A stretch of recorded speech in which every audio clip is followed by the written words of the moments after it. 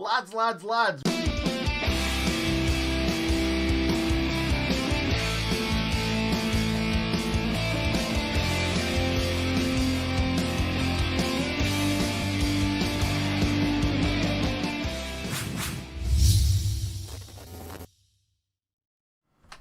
Lads, lads, lads, welcome to another match preview. It is Sheffield United away at Brighton at 12 p.m, noon tomorrow. Like, who wants to kick off right smack back in the middle, bang in the middle of dinner time? I apologise for anything that I say wrong today. I am drinking. I've got a can of Peroni, and I am here with Mr. Hal Stewart. How are you doing, mate? 'Twas the week before Christmas, and all through the house, not a creature was stirring, not even a mousette. Yes, it is Hal, and I guess Ingood Saint Nicholas. Nice. Like, I'm glad you've come in with this because I've not done a lot of prep for this, but let's crack on into it. First of all, what we're going to do is I'm going to ask to see Hal's Christmas jumper. Okay. So, Jump it up. So it's got a bit of blades on it. Yeah. You see that? I like it. It looks like you got like a full Santa costume on. What have you got? Some red shorts on or something? No, I've just put on weight with the gyms being closed, and also with the news we've got today about the tier system. I probably shouldn't have waited to do my Christmas shopping. Yeah, but we're fine in Sheffield, sort of. Great. So we don't care about you lot from down south. Thanks. No worries.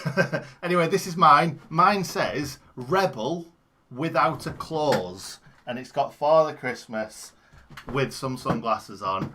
And, yeah, it's a play on words. There you go. I like it a lot. That's good. That's what nothing to do with the blades, I don't Nothing think. at all. But I don't have one that's got anything to do with blades. But I wanted to just confirm what it said because it says Rebel right at the top of the jumper. And it looks a bit weird, like what's Rebel got to do with Christmas? Anyway, Let's go. So, we are playing Brighton and Hove Albion, like I just said, away from home. 12 p.m, we need a win. We desperately need a win because in the last game, Man United 3-2. For most of the game, we were out of it. We were obviously went 1-0 up really early on, just like one of the subscribers predicted. I sent that across the Hal today, didn't I, mate? He said he put 50 quid on us to score the first goal. And, I don't think either has really believed him, but it sounds like he's done it. And fair play to him, fair play if he has. But, yeah, we went 1-0 up. Didsy pounced on I don't want to say a Dean Henderson mistake.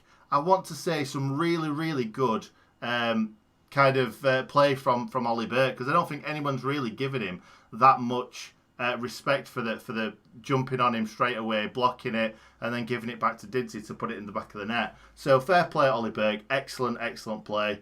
Obviously, Dino made a mistake, which was nice to see. It really was because we've not had much luck this season. Obviously, defensively, we were all over the place. Went 3-1 down and then Didsy managed to get a bit of luck for the second goal as well. And we could have got a third. We could have. Mousse could have put that ball in the top corner. I don't think it was an excellent save like a lot of people were saying. He hit it on the volley quite well and Henderson pushed it round the post. Pretty standard. But we move on to Brighton. We've got a lot of, I think a lot of confidence from the last game because... Yeah, we were shocking defensively, but we were a lot better going forward. And if we outscore teams, I'm absolutely fine with that. Not that I think we're going to, but hopefully, that's given us a little bit of confidence going into this game. So, last time out, Hal, what happened?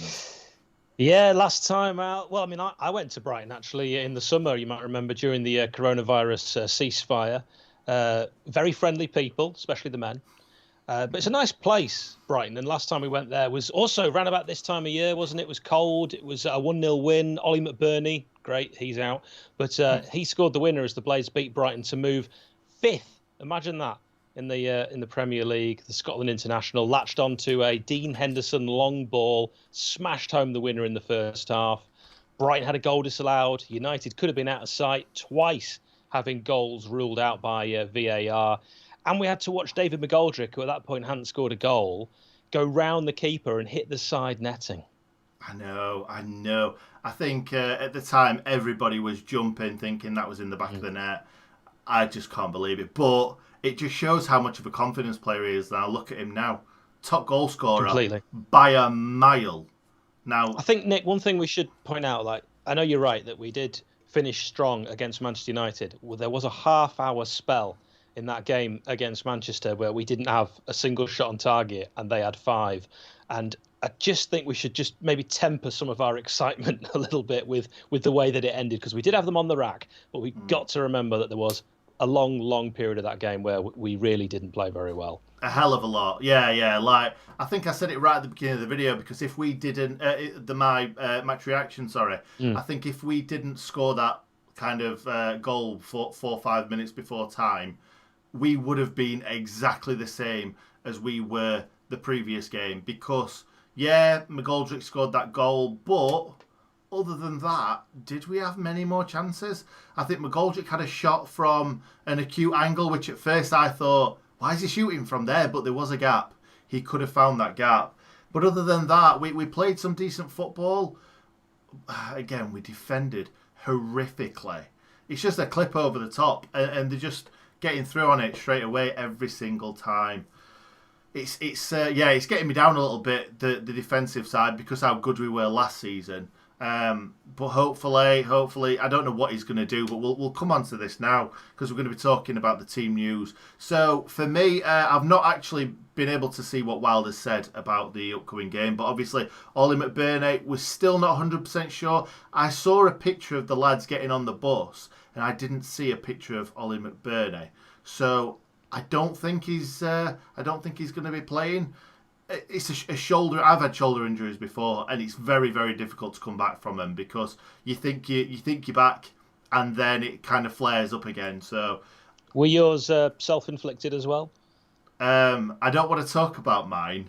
It was it was football related, but it wasn't. No, it wasn't self-inflicted. Quite like the Swan Diver. Then we've got. So I don't think he's going to play. I don't even think he's going to be on the bench. I think he'll play Boxing Day. Possibly, yeah. We'll have to see. We don't know how bad it is. Have you heard anything from Wilder about it? Yeah, Wilder has said that it's very unlikely he'll be fit for Brighton, but Wilder did say he hoped he'd be back for Boxing Day. Right, okay, that's good. He might not even start though on Boxing Day. He might bring him on towards the end, but I know Wilder likes to play him as that kind of focal point. But we did play well against Man United going forward, so fingers crossed we should be okay in this game. Then Keane Bryan obviously looks like he's still going to be out. I think a couple of weeks ago Wilder said he's going to be out for a month, so he may have a couple more, may have 2, 3, maybe even 4 more weeks out. But I don't think Jack Robinson did too badly. I don't think he's a great player. I don't think he's anywhere near Jack O'Connell, but I don't know. I think they're all quite samey at the moment. I don't think anyone's really that much better than anyone else at that left centre-back role. Then we're looking for... Sander Berge, of course. Yes, Sander Berge. I, again, not heard what Wilder said. Sander Berge, did he say anything about him, Hal?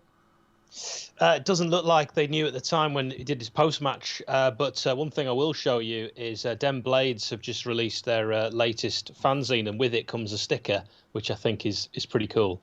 That is really cool. Gotta love it. But yeah, hopefully he's going to be back for this game, but I can't see it. Can't see him even being on the bench. There we go, Den Blades again.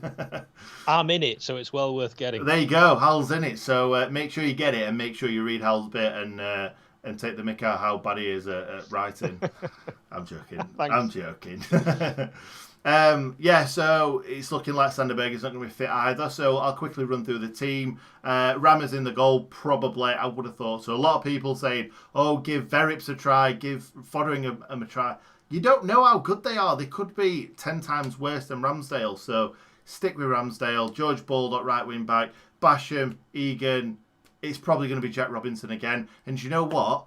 I didn't realise. I completely forgot that Robinson had that massive throw until right towards the end of the game when it was 3-2, and I'm like, oh my God, I forgot about this throw. So when he was launching it in the box, I got really excited. Obviously, it got nowhere near. But It was interesting that he was left out because apparently he hadn't been performing well in training. How often have you ever heard of that?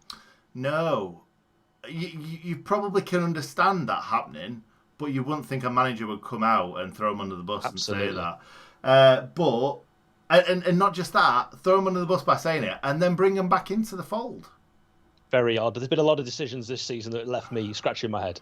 Yeah, definitely. And another one I'm going to go on about now is Ben Osborne, another player that's I've been predicting every week to play, and he doesn't even bring him on, which is a weird thing. He opted to bring Jags on and put Basham into midfield, then give Osborne a chance. I don't get it. It's weird. Norwood as well. Why? I don't know why he brought on Jack. Anyway, a lot of people have said that in the comments and stuff, so we'll go over that, and we'll say Enda Stevens left wing back. So pretty much same defence. Midfield, obviously Sander Berger's not going to be in there. I think he'll probably bring Lundstrom in. I don't know why he wasn't on the bench for the last game. It could be anything, but I think it's a must win, really. And if Lundstrom's fit, play Lundstrom. Fleck on the other side, because Fleck was actually a bit better in the last game. And then probably Ampadu again. I don't think Ampadu did a lot in the last game, but yeah, we'll see. Either Ampadu or Norwood. And then up top, I think you've got to play Didsey and Ollie Burke again. I thought they were excellent. I think a lot of people disrespected Ollie Burke a little bit. When Moose and Brewster came on, everyone was going mad about how good they were, which they played all right. They linked up well. But everyone just forgot about the first 70 minutes of Ollie Burke chasing everything down, holding the ball up, playing some good football, because that ball to Fleck from the wing that gave Fleck a great chance. Oh, great chance. Ollie Burke just got completely ignored after he came off and Moose and Brewster came on. So I think you've got to play Burke, you've got to play McGoldrick, and then bring on Brewster and Moose to kind of finish the game. Anyway, so shall we move on to opposition, yep. Hal? Yeah, for Graham Potter's outfit, they may be winless in 4 games, but they picked up a crucial point against Fulham, definitely our rivals last time out, and they drew with Liverpool a month ago. They only lost to Manchester United after the full-time whistle.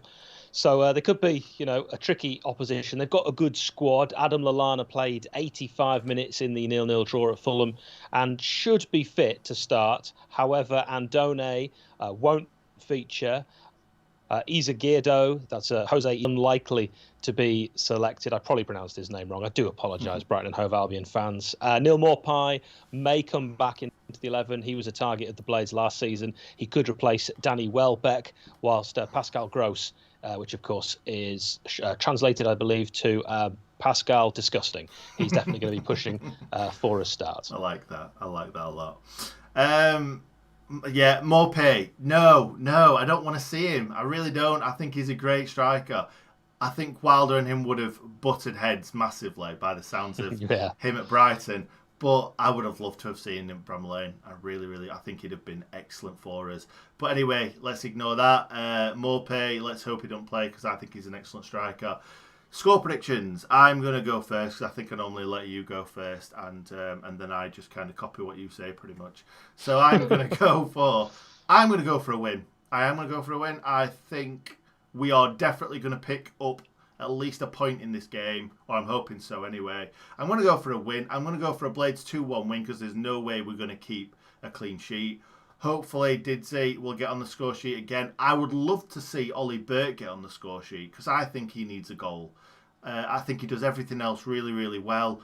I think he kind of, he just falls over, doesn't he, normally, when he's in front of goal? That's what he normally does. So I'm going to go 2-1 Blades. What are you saying, Hal? I'm going to do a head and heart. I don't normally do this. Head says 2-0 Brighton. Heart says 5-0 Blades. We're finally going to smash someone. We've had a few glimpses of it last season, not this season. And it's all going to come together. And I think, someone's due an absolute smashing. Someone's due getting beaten by us, not just a smashing. We just need a bloody win, Hal. I don't care if it comes in the first minute off someone's arse, and then we are on our goal line for the rest of the the 89 minutes plus injury time. I don't care. Now we'll move on to memorable matches, which is your part. So go for it, Hal. Saturday, the 19th of October, 2002. Substitute Carl Asaba destroyed Brighton and Hove Albion, who were then managed by Steve Coppell. It was a second-half hat-trick from Asaba. Brighton were 2 up at half-time as well. It was just ridiculous. It would have been their first victory of the season. It was at the stadium called the Withdean. Neil Warnock, our then manager, sent on Asaba in the 60th minute for his first appearance in a month. And United pulled one back 10 minutes after he'd been brought on when Michael Brown fired in a low shot from the edge of the box.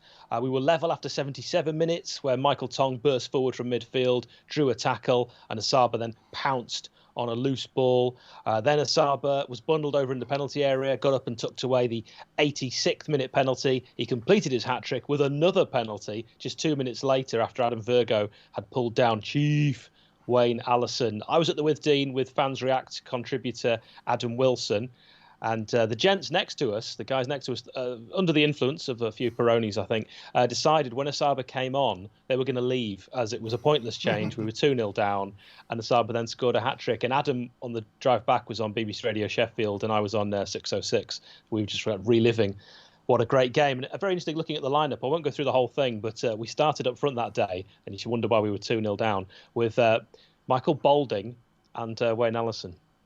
Oh, my God. And Carl Asaba was on the bench. Asaba was on the bench. Montgomery was on the bench. We had Kozlik on the bench.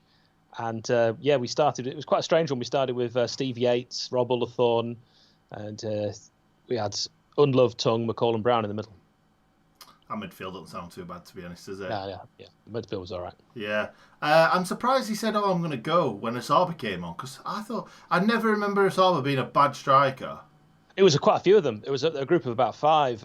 They were all hammered at that point, and I think they thought, even with Asaba being a good player, he's not going to come on and we're not going to, score 4. So that's exactly what happened. I bet you were quite happy when you saw that we'd won, and it's incredible. And did they actually go then? Yeah, those guys left, yes. And of course you couldn't come back in. And Adam and I stayed, and we absolutely loved it. We got right up at the end. We were sort of, the way that stadium was, we were hanging over the barrier as Warnock and all the players had to go past us to get down the tunnel, and they were all high-fiving us. It was just fantastic. That does sound amazing. I wasn't there, and when you started talking about it, I'm like, I do not remember this match at all. But when you said Asaba came on, I'm like, yeah, I do now. I do remember it. So, player connections, the final section. First of all, I'm going to go with the Coca-Cola kid himself, Colin Kazim Richards. We signed him from Brighton. Hal, the Coca-Cola kid, you remember? I believe our only Turkish international we've ever had. So the way that worked was Coca-Cola run a competition, and any fan could buy a Coke, and if you got the golden ticket, then you could spend, I think it was something like 150,000 on any player and give it to your club. And it was a Brighton fan who won, and Brighton decided to spend the money on Bury player Colin Kazim Richards, who played quite a lot of games in the end. He ended up playing 43 games for Brighton, 6 goals. Then, of course, signed for Sheffield United in the Premier League and scored 1 goal, but it was a memorable one from the halfway line against Bolton. It was beautiful, that, weren't it? Yeah. So, how did that work? So, who signs the player? Did Brighton decide that they wanted him? Because that's a lot of pressure to put on someone when someone's giving you some money to buy someone. It's like, and it was a very good signing. They could have spent the money on anyone, but it was more the case that they got that money from absolutely nowhere in terms of their own coffers. It came directly from Coca-Cola, and it didn't harm Colin Kazim Richards. He shook that tag off, and I don't think even a lot of people remember now that he was the Coca-Cola kid. Yeah. To be fair, when he came to us, I thought it was excellent, and I was gutted that we lost out on him. But obviously he played Champions League football as well, didn't he? So he made the right move for his career. And now he's fighting relegation in the Championship. I only realised that the other week that he plays for Derby, doesn't he? Yep, absolutely. Do you want to go for the second one? I'm going to give you 4 in a row. I'm just going to say them really quickly. So Paul Rodgers. Oh, I do remember him, actually. I was going to say, who's that? You know him, yeah. James Wilson, who's playing for Salford now. Ah, yes. Will Hoskins. I remember the name, yeah. Nigel Clough's most chased striker. Chris O'Grady. Chris O'Grady, yes. Yes, Chris O'Grady. There's some really, really good ones, Hal. Really Thank good. you. Like, I know of them all. Chris O'Grady, I possibly could have got if I'd had a bit more. Do you want a think bigger about one it. then? Go on then. I'll just give you one clue and you'll get it straight away. Scottish winger. Jamie Murphy. Jamie Murphy. Jamie Murphy. What a player. I think Travelling Blade will love me saying this right now. He loved Jamie Murphy, still does. I think a lot of us did. And I don't know if you were there for that. It was Donny away. Oh, great, yeah. Down to 10 men. Saved a penalty. Backs to the walls. Jamie Murphy picks the ball up on the left. Runs and runs and runs and then smashes it in the top bin. Can't. Sliding on the wet grass as well. Tell Get any better. Ingood St. Nicholas, we are reliving some wonderful, wonderful memories today. We are. It's weird how we think of wonderful memories from League One, and now we're bitching and moaning about us being the bottom of the Premier League. It's crazy, isn't it? But good point. Obviously, I loved our League One days. Sometimes going to Rochdale, going to Oldham, going to these smaller grounds. Love it. Anyway, move on. We'll move on to yes, obviously still plays today. Mr. Oliver Norwood. Got a bit of stick recently, but what a fantastic servant to the club. It's weird because we've flown so high in the past few years. He was excellent his first season. He was excellent last season. This season, I don't know what it is. Something's just missing a little bit. But he's been out of the team for a while now. But he helped Brighton get up. He helped us get up. And who was the other one? Fulham. Yes, he's got three promotions on his CV to the Premier League. What a player. Next, Hal? Santos. 11 appearances for Brighton in 2006 and 7. I'll also give you Greg Halford and Danny Cullup. You've got some brilliant... I didn't know Greg Halford played for Brighton. Did not know that Danny Cullup played for Brighton. I definitely didn't know that Santos played for him. Jeez. Did you know that Lee Hendry played for Brighton? 8 appearances in 2010. No, you're lying. You are lying. It's not true. God, I can't believe it. I've really slipped up today. But what I did get was the greatest central midfielder Sheffield United has ever seen.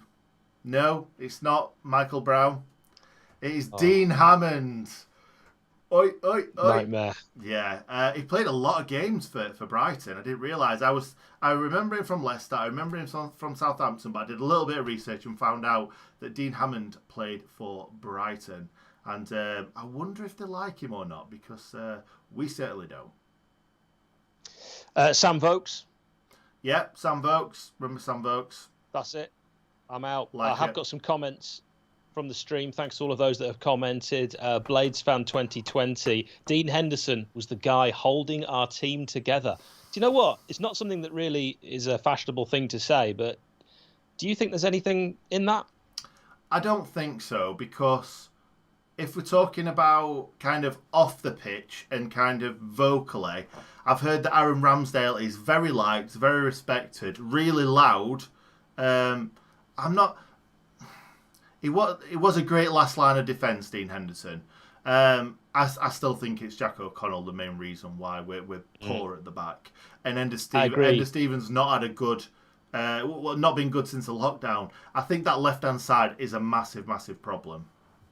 A lot of Blades said we should have signed Ben Foster. He made a terrible mistake today. It happens to goalkeepers. Paul D has said we've got to start McGoldrick in the 10, the Duffy role, with Brewster and Moose up top. I think a lot of Blades would like to see that triumvirate, that kind of three triangle, which we put on the Sheffield United Way Twitter, although we went with Burke and Brewster with McGoldrick in the hole. I'm going to have another go at Thomas's name, Thomas Olzovsky. I think I did better there. He says, as Nick knows, I've bet another £50 for the Blades at Brighton. He's got more money than sense, that kid, hasn't he, Hal? John Wallace says, Ollie Burke was absolutely brilliant, so definitely agrees with you, giving him praise there. And finally, Sam Taylor says, we need Moose or Brewster starting at Brighton. I think it's a possibility. We were talking about the three with McGoldrick in the hole, didn't we? In the Duffy role, let's say again. I agree. I think that is definitely something that we need to do at some point. But I can't see Wilder deviating away from that 5-3-2, that kind of flat three that we play in midfield, or maybe one as a defensive midfielder. I can't see it, especially in this game. If it was somebody that we didn't expect to beat, I think he could go all out and try and win the game. But with it being Brighton, I've got a feeling that Wilder thinks that we could win this game. We've got a big chance of winning this game. So I think he might go a little bit safe and then maybe bring on one of those two towards the end and try and win the game.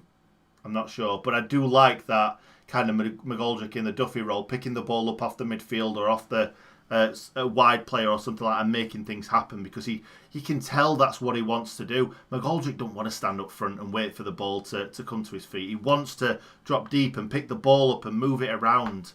He's great at that, and we want to see more of that. Yeah, the question is, will Wilder do it when we are losing? When it's already chasing a game. And I think that's what a lot of blades want to see, is from the off. Be aggressive. I agree. I would be happy with that completely.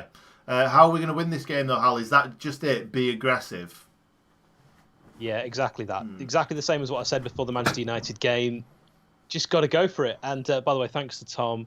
I got his surname right. That's fantastic. Oh, good. That's made my day. Were you far away from it for the last game? Oh, yeah. I added a few. I think. Let's hope VAR is watching us for this game and gives us a few penalties, shall we? The last thing I'm going to say is, I was thinking back to the beginning of the season. I genuinely don't think we were bad defensively.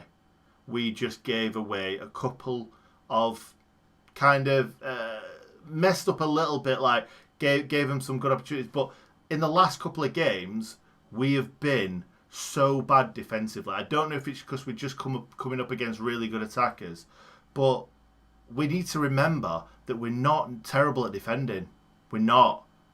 Just be strong. Just be be online. Sometimes we just really we don't think. It's like, revert back to last season. Remember how we were that good at defending. It doesn't matter if there's one player that is different. We are a unit. Act like it, and let's just go out, attack, and win this game. So, yeah, I think we're going to leave it there. Any other comments, Hal? Or are we done? Yes. Win, lose, or draw, I couldn't love you more, Sheffield United. Just remember that. That's why we're all in it. It is. But we can't get less points than Derby. Let's remember Win, that. lose, or draw, and don't get less points than Derby. Yeah. I couldn't love you more. Exactly. So spot on. That's better. Let's leave it at that. Again, I forgot to tell people to like the video at the start. So if you're still here, please like the video. It helps us so much. I'm going to get this jumper off in a second because I am roasting. So we're going to leave you there. Thank you for watching. Thank you for being here, Hal, yet again. It's all right. Here's the jumper. Whoa, I fell over. I'm all right. Love it. Right, so it's actually quite baggy. I thought that were going to be tight on you. There's no to me, really. No, I wish I could say the same. Anyway, let's leave it there. Thank you for watching, guys. We will do our usual weird wavy thing. Do the wave. Yeah. So thank you for watching. Subscribe, like the video, comment, and stay in good nick. Bye.